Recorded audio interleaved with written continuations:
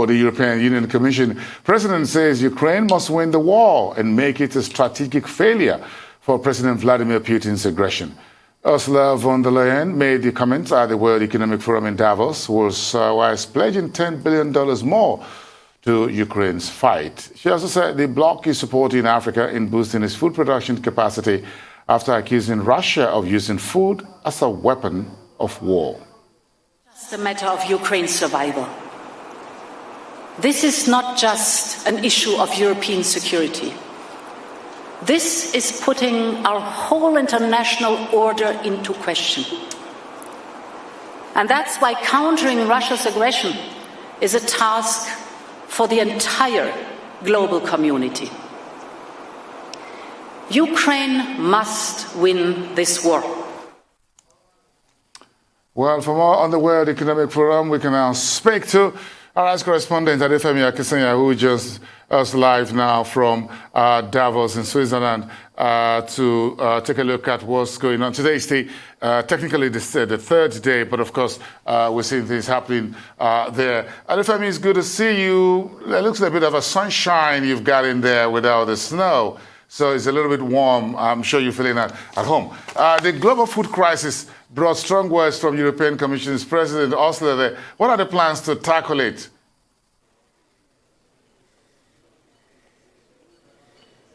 All righty, thanks, Bosun. Good to hear from you. Yeah, what you're seeing is some artificial sunlight. It is, of course, not snowing, but it's not the warmest in Davos, I have to tell you. But still talking about frosty relations, let's go on to what the European Commission President had to say about Russia and its invasion of Ukraine. I think that's definitely one of the worst kept secrets before this forum, whether or not Russia was going to be mentioned, and of course it was going to be. And there were very strong words from Ursula von der Leyen there. She accused Russia of blackmail. And that echoes earlier calls from other members of the European Union, of the United States, who have categorically accused Vladimir Putin and his Russia of taking food as ransom and using it as a weapon. And that links consistently to Ukrainian President Volodymyr Zelensky saying that 22 million tons of food products, wheat, sunflower seeds have been blocked from being exported from Ukraine because of Russia's military presence in the Black Sea. And that's, of course, triggered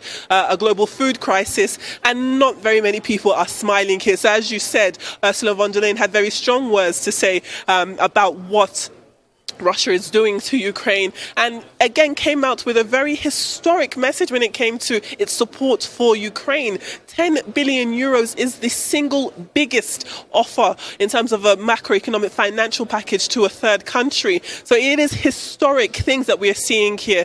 But also, in addition to the European Commission President's actions and of course her comments, we are also hearing likely comments also coming from NATO, and we know that NATO and participation of certain countries in NATO is what triggered this war in the first place. But yes, very, very strong words from the European Commission, and there's no doubt Russia was going to be talked about, and there was no doubt really that more support was going to be had for Ukraine. But to hear 10 billion euros worth, it is quite historic, Bosun. Interesting. Food and security, we talk about food security, they talk about global security, Adefemi, becoming a cause for concern, already a source of concern because of Russia's invasion of Ukraine is now entering its third month. What are fiscal political leaders and others saying on this particular score?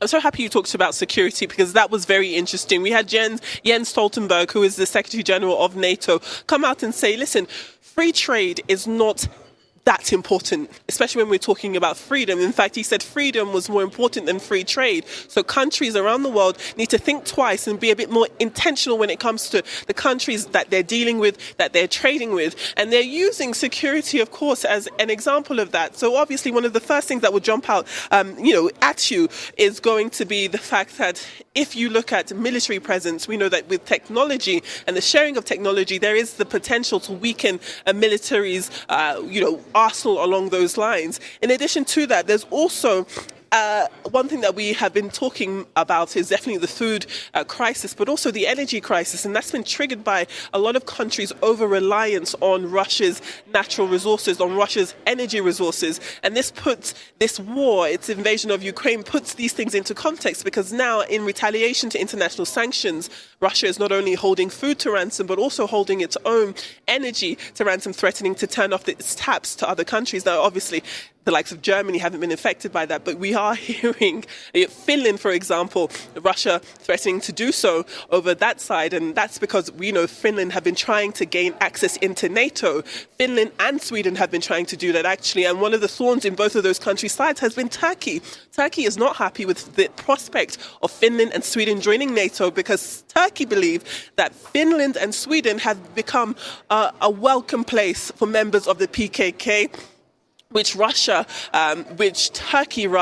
Turkey's AK party identifies as a terrorist organization. So there have been signs of thawing relations along those lines. Mevlut Çavuşoğlu, who is the Turkish foreign minister, did acknowledge that there are ongoing negotiations being had with Finland and with Sweden. Perhaps that would sweeten Turkey up into the prospect of allowing NATO in. But when we're talking about the wider conversations about security and global security, you'd understand why countries like Finland and Sweden, who have traditionally stayed clear of NATO and have been by and large quite peaceful entities, are choosing now to actively seek membership into NATO. Interesting. We're discussing countries in Eastern Europe and mainland Europe, on the other hand. So it's all out there, Adefemi. So we bring it all back home to the African continent. What role are we playing in these meetings now, entering its second day? Still a couple of about 2 days more out there.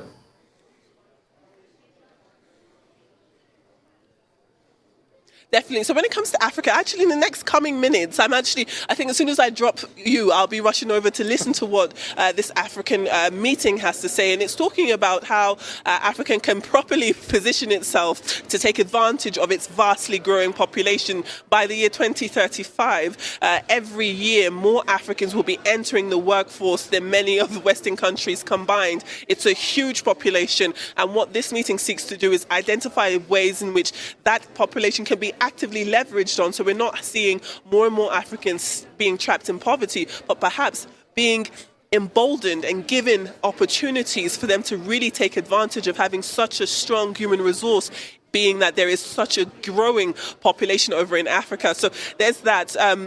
At that meeting, we are expecting the Ivorian Prime Minister, Patrick Achi, to be involved in that conversation. It will be interesting to see what he has to say along those lines, Bosun. But yeah, it has been quite an eventful day. This being technically the third day of Davos, but really day two formally, we were definitely going to be inundated with international crises, geopolitics, and that's definitely what we've been given here. But to look at Africa specifically, it will be very interesting to look at the prospects for the future. And there have been more meetings, aside from the bigger stories like Russia and Ukraine and the food crisis and the energy crisis. There have been quite interesting meetings talking about racial disparities. If we look ahead to Wednesday's meetings, there's going to be a very interesting one on the racial disparities of refugees. Because if we look at the Ukrainian refugee crisis that has been triggered after Russia's invasion of Ukraine, we saw the West definitely have a very warm welcome to those refugee populations. And we know that that's not always been the case when we look at migrants from different parts of the world, from across Africa and the Middle East. So it would be interesting to hear what those panelists have to say along those lines. What about climate change? There's no snow in Davos this year, again, because this is not taking place perhaps in February. This is May. So what has been the impact of the day of today's gathering, if any, about? Is anyone talking about climate change since it's not snowing over there?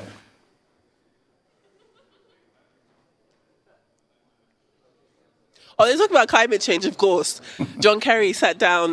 He was part of a 4 or 5 member press conference earlier today. And he talks about the fact that because we're talking so much about geopolitical tensions and Russia and energy and all of these other crises, it doesn't mean that the environment needs to take a back seat, that both of these things, all of these things rather, can be handled simultaneously. And he talks about the fact that, I mean, the climate situation obviously isn't getting any better, but awareness and activity is getting better. And even the likes of China being able to acknowledge ways in which it can nurture a more environmentally friendly country are small pockets of success, but there's definitely a lot of talk to be had. And I think that opens the door to wider conversations about gatherings like this. What type of impact does it have? What real change do we see or can we expect off the back of these meetings? Ultimately, what these are opportunities for very high-profile people, politicians, leaders, successful